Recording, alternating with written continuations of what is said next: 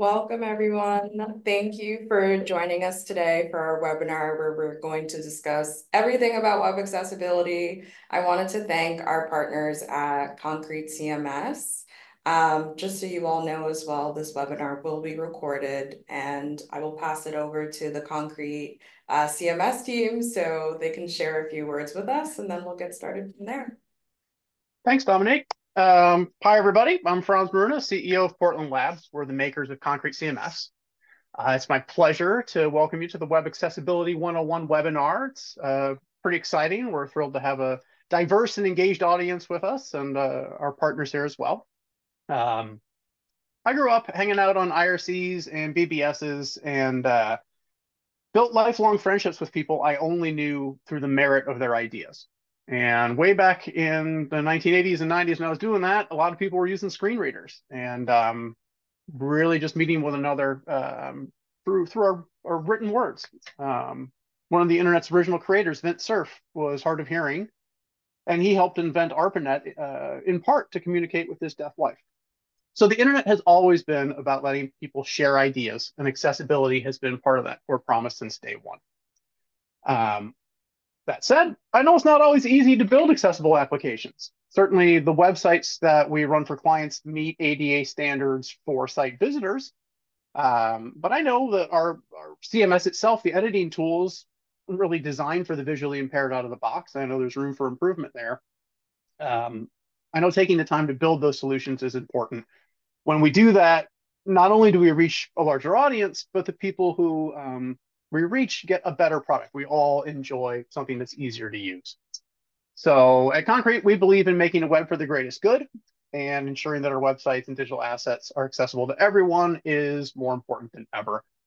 It's really about creating a web that empowers us all. So we are very excited for this webinar today and our partnership with accessiBe.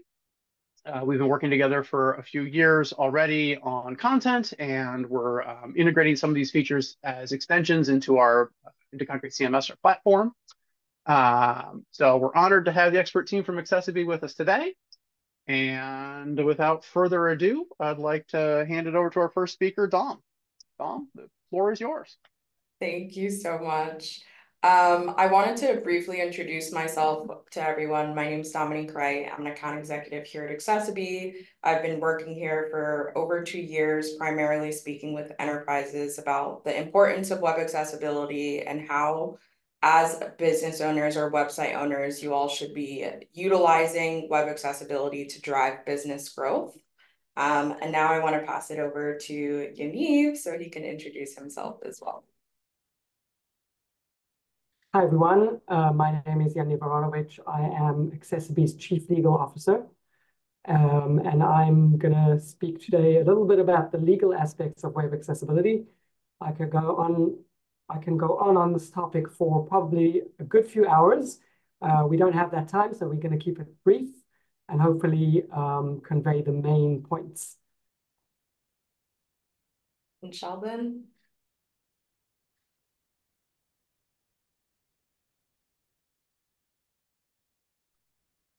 Let's continue, Dom. Sheldon will join shortly. All right, so today we are going to be discussing 3 things. First, we're going to understand the legal aspects of web accessibility. Second, we're going to look at the business benefits of having an accessible website. And finally, we're going to show you how Access Widget can help with an actual end user, and that's what Sheldon's going to show you a little bit later on. So first, I want to jump into what web accessibility actually is. Web accessibility really is the practice of ensuring people with disabilities can effectively perceive, navigate, interact, contribute, and understand the content that's actually on your website today. And there's so much that goes into having an accessible website. And we really want this to be really simple and easy for you all. So there are so many benefits to having and opening up your website to everyone and prioritizing web accessibility. People with disabilities actually make up about 27% of the US population and 16% of the global population. And by utilizing and prioritizing web accessibility, you really are just going to open up your website to a completely new market of people. And this is super important because it's going to drive diversity and inclusion. It's going to allow you to adhere to the standards and guidelines. And it's also going to allow you to comply with the laws and regulations. The market potential here really is incredible. And really, it's a win-win situation for everyone because you all as website owners are going to have accessible websites. And in return, people with disabilities are going to have equal access to the internet, which is ultimately what our goal here is at accessiBe. And so having an accessible website really is no longer just a nice to have. It is a must. And leading brands are leading the packs. You don't want to stay behind. And it really is such an important thing that you want to utilize today and embed within your website. So I do want to pass this over to Yaniv so he can speak a little bit more about the legal aspects of having an accessible website. Right, thanks, Dom. So let's dive a little bit into legal aspects of web accessibility and why it's crucial for your business. We can start off with the Americans with Disabilities Act, known as the ADA. This is federal legislation in the United States, signed into law back in 1990, that ensures that people with disabilities have the same rights as everyone else. Now, while the ADA predates I'd say, common use of the internet back in the early 1990s, the DOJ, Department of Justice, did confirm that the ADA extends to websites. This differs a bit among states or between states, but generally speaking, the ADA applies to websites. This means that any goods, services, or activities that you offer online must be accessible to all. Other than the United States, other jurisdictions have similar laws. For those of you in Europe, a year from now, in June of 2025, the European Accessibility Act is going to come into force. And as I said, other countries have their own laws, Canada, Australia, and other countries around the world. Next slide, Doc, thanks. So in recent years, we've seen a significant increase in lawsuits related to web accessibility. I believe 2020 set a record for ADA lawsuits. We've seen a big jump from previous years, and it's a clear sign that civil enforcement is on the rise. Interestingly, a vast majority of these cases are settled before going to trial, which highlights the importance of addressing accessibility issues proactively.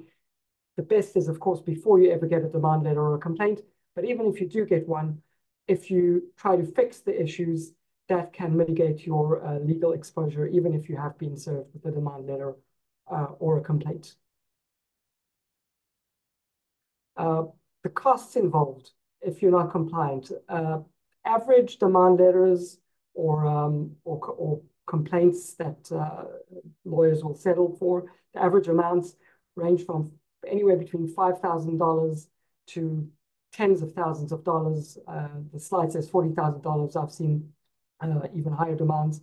And let's not forget fees to the plaintiff's law firm, your own defense attorney, costs of any remediations. So as I said previously, being proactive and ahead of the curve can save you a lot of money. What makes a website accessible? The key is following what is known as WCAG, which stands for Web Content Accessibility Guidelines. These guidelines, although not always referred to directly in the accessibility legislation, they are the gold standard for compliance and ensure that your website is accessible to everyone. WCAG is built on 4 main principles, which we'll touch on briefly in the next slides. Perceivable, operable, understandable, and robust, or POUR for short, P-O-U-R. So your website should be POUR in order to be accessible. It should be perceivable. This means that information and user interface components must be presented in ways that users can perceive. For example, providing alternative text for non-text content for images, adding captions to video, Essentially, users should be able to access the content with the senses that they have, as would an able-bodied person. The website should be operable. This means that the interface and navigation must be usable. For example, if your site must be keyboard accessible and give users enough time to read and use content. It's about making sure that everyone can interact with your site on equal ground. The next one is understandable. This principle ensures that the information and operation of the interface are clear. You've got to use clear instructions and you've got to maintain consistent navigation throughout the site. So it's about making your content easy to understand and navigate. And finally, the website should be robust. The accessibility of the website should be robust. Your content should be robust enough to be interpreted by a wide variety of user agents, including assistive technologies such as screen readers.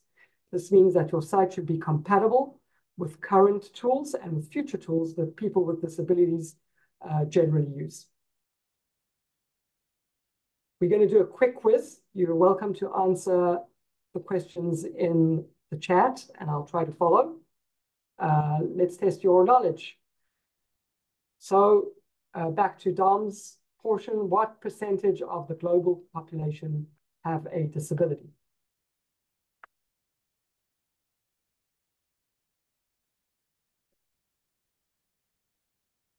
See the answer, yes.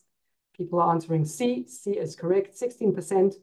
The United States, it's more around, I think it's 25%, but the global statistic says 16%. Does the ADA include digital content and interfaces? A is no, but it's nice to make your website accessible. B, yes, but only for government organizations. And C is yes, all organizational businesses' websites must be accessible. Yeah, here too, you can see you typing in. Answer is, oh, someone wrote B. B is the wrong answer. The answer is C. All businesses' websites must be accessible. Interestingly, the Department of Justice just published very detailed instructions on how to make government websites accessible. That's under Title II of the ADA. There are very detailed guidelines, but we expect these guidelines to pour over into Title III, into private business as well, or to be put or to be set in the guidelines for private businesses. But generally speaking, the ADA requires all businesses to be accessible. ADA lawsuits in the United States have been A, increasing steadily, B, decreasing year over year, or C, staying the same.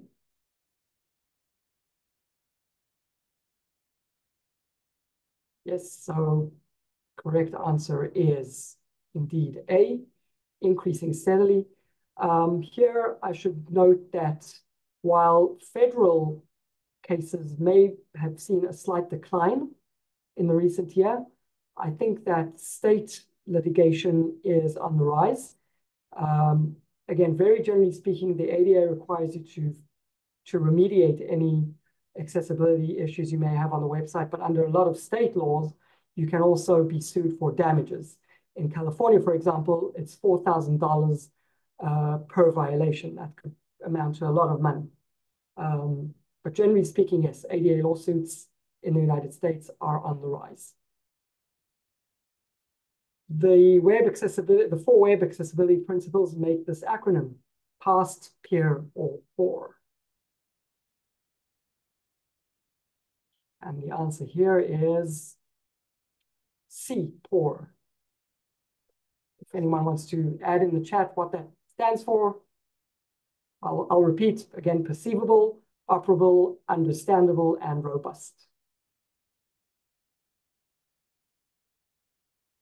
Thank you, Yaniv. That was... So yeah, I'll hand it back to Dom. I'm going to stay on here and take any questions if there are any at the end. Thanks, Yaniv. So we do want to dive in a little bit deeper into the benefits of having an accessible website, of course. Having an accessible website is really going to unlock some valuable benefits for your business, like optimizing website performance, increasing customer loyalty. The disability community is very loyal, and once they find a website that actually is accessible, they tend to tell their friends and family about it, and you're going to have customer loyalty through that. And then lastly, you're going to reach new audiences and ultimately just drive more sales in the end. In a recent study that was done by SEMrush and accessibilitychecker.org, we saw that 73.4% of websites had an increase in organic traffic, and then 66.1% saw organic traffic of websites increase by up to 50%. So those are huge numbers right there, and you can directly see the impact of having an accessible website with your website traffic and SEO. And then also in a recent study done by AMA.org as well as McKinsey & Co., they also found that consumers are more loyal and likely to buy from more responsible companies and socially responsible companies. So 2 out of 3 Americans say that their social values are actually shaping their shopping choices, while 94% of Gen Zs would buy from a company that demonstrates corporate social responsibility. So the proof really is here in the numbers, and this is a direct impact of having an accessible website, and the time is now to really just go ahead and get that done. Like I said, the disability community is very loyal, and disability communities, their friends and families have a global annual disposable income of $13 trillion. There's 1.3 billion people that are living with a disability worldwide, and 71% of those customers with disabilities are actually going to leave a website that's not accessible. So we don't want that to happen. We want everyone to have a pleasant browsing experience. And I'm happy to just guide you all and show you all really briefly how Access Widget works. So we can show that to you really shortly. Give me one moment. I'll pull up my screen here.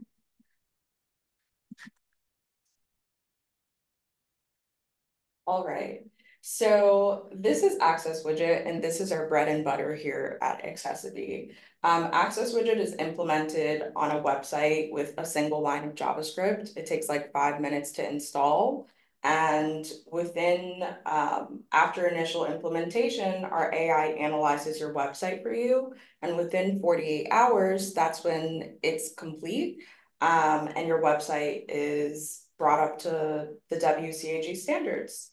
So clicking into the widget, you're going to find a bunch of different disability profiles. We did create these profiles side by side with the disability community, and turning on a profile is going to enable certain settings. So our ADHD friendly profile, for example, actually applies a reading mask. So let's say you have a return policy on your website and there's small text within that return policy. I can use this reading mask to actually focus in on that small text and not get as distracted. Scrolling down a bit further, I can also build my own profile myself. So I can adjust the font size on my own. If there's certain colors on your website that I'm unable to see, I can also click our dark contrast option so I can see certain colors better. And there's over 70 other adjustments that we have here within our interface. It's not here for fun. It's here because it's all a part of the WCAG requirements, and because we want every single user to have a pleasant browsing experience when coming to your websites on Concrete CMS today. The next thing I want to show you is kind of where the magic happens. So accessiBe is really, an Access Widget is very smart as well because it does automatically generate alt text for you. So to show you what that actually looks like, currently in our source code right here, you see that there's no alt tag explaining that there's a classic armchair on this website. But once a blind person gets to a website with Access Widget on it, they receive an announcement to their screen reader that's telling them that the site's accessible and they need to press Alt-1 on the keyboard.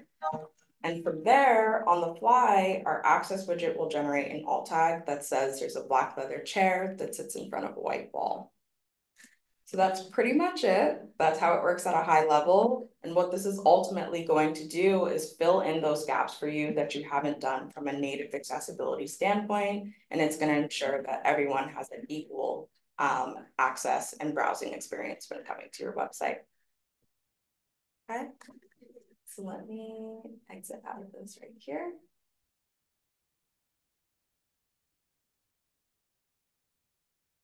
And let me just share my screen one more time.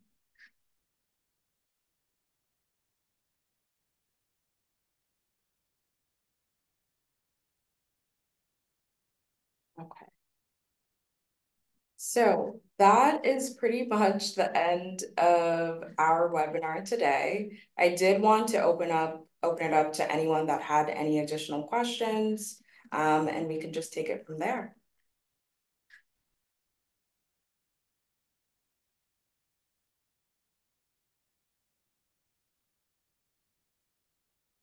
Any questions from anyone? Yes, Luann.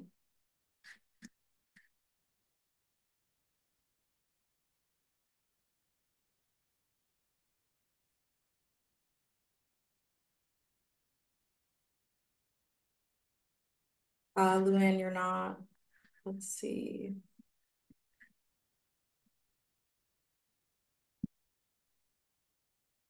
Can't hear anything.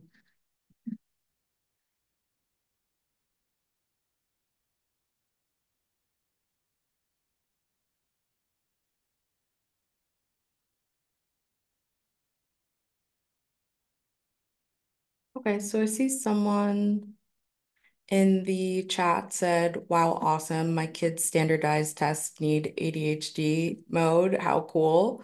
Yeah, that's a great feature. I wish I had that when I was in school. That would have definitely helped me focus a little bit better.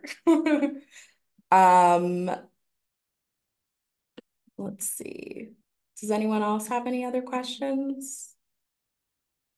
Luann, your questions about 508 compliance testing. Does the testing react once your widget is installed on the website?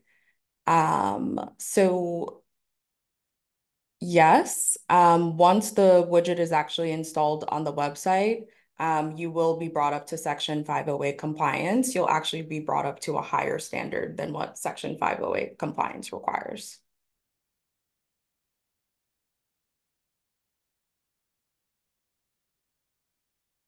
I have another question about whether or not we can implement the CMS platform. You can implement the widget. Yes, it is available on Concrete CMS today. You can just log into accessiBe, create an account, and insert the single line of JavaScript from there. Someone also asked, what are the first steps a business should take to start making their digital presence more accessible? Yeah. So the first step is really just going to be putting a widget on your website. That's going to ensure that you're brought up to compliance. But even before that, we do have on accessiBe.com accurate like auditing tool that's called accessScan, and it's going to give you an idea of where your website currently stands today. And if you receive like a non-compliant, that means that there's a lot more work that needs to be done. Semi-compliant, it's the same thing as well. But you really want to make sure that with your web accessibility journey, that you're continuing to think about web accessibility in everything that you're doing.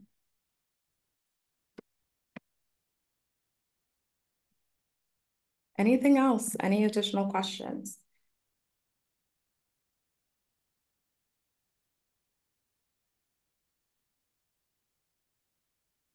Yes, we will definitely send and share the recording after this call. You're very welcome. Yaniv, was there anything else that you wanted to add for the Concrete CMS team? No, I think I tried to keep it short and sweet. We're available. You're welcome to reach out to us. I'm sure our contact details will be shared with any questions you have. All right, great. Thank you all so much for joining our webinar today. I hope you learned a little bit more about web accessibility and the importance of it. And thank you again, Concrete CMS, for just prioritizing it and making sure that everyone has equal access on your CMS platform today.